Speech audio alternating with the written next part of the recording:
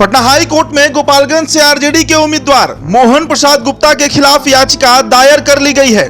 स्थानीय शख्स दीपू कुमार सिंह ने मोहन प्रसाद गुप्ता पर जानकारी छिपाने का आरोप लगाया है।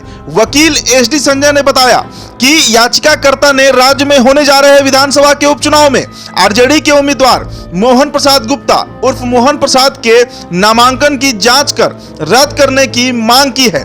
इसके लिए राज्य के मुख्य चुनाव अधिकारी को आदेश देने का आग्रह किया गया है। बता दें आपको, बिहार के गोपालगंज और मोकामा विधानसभा सीटों पर उपचुनाव हो रहा है।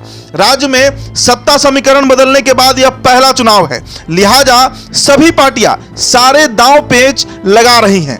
गोपालगंज सीट पर आरजेडी से चुनाव लड़ रहे मोहन प्रसाद गुप्ता की मुश्किलें अब बढ़ती हुई दिख रही हैं।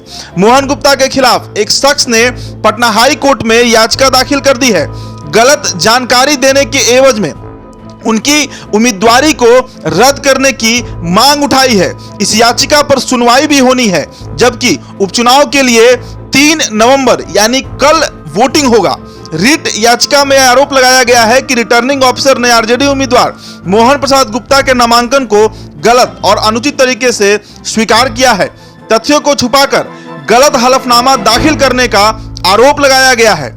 आरजेडी के उम्मीदवार के भरे गए फॉर्म C4 में लंबित आपराधिक मामलों के संबंध में गलत सूचना दी गई है। लंबित आपराधिक मामलों के संबंध में स्थानीय मीडिया में गलत जानकारी दी गई है।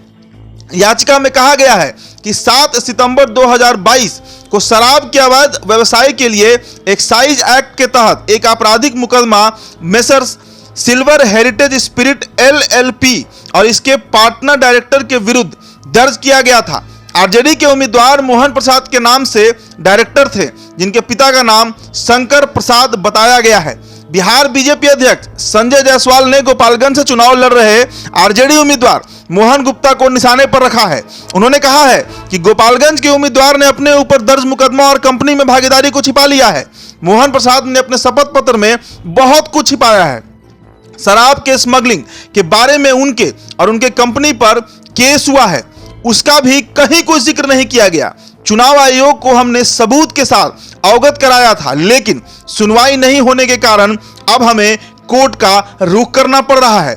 संजय जायसवाल ने कहा कि गोपालगंज के राजद प्रत्याशी के खिलाफ पटना हाई कोर्ट में रिट याचिका दायर कर दी गई है। चुनाव आयोग से इंसाफ नहीं मिलने के कारण कोर्ट का शरण लेना पड़ा।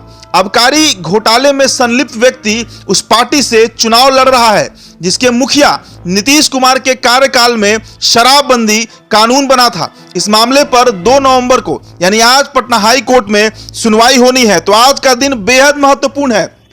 अगर राजद प्रत्याशी मोहन प्रसाद गुप्ता का नामांकन कैंसिल होता है तो ऐसे में राजद गोपालगंज से चुनाव लड़ ही नहीं पाएगी, क्योंकि नामांकन का तिथि अब खत्म हो चुका है और कल यानी 3 नवंबर को मतदान होना है।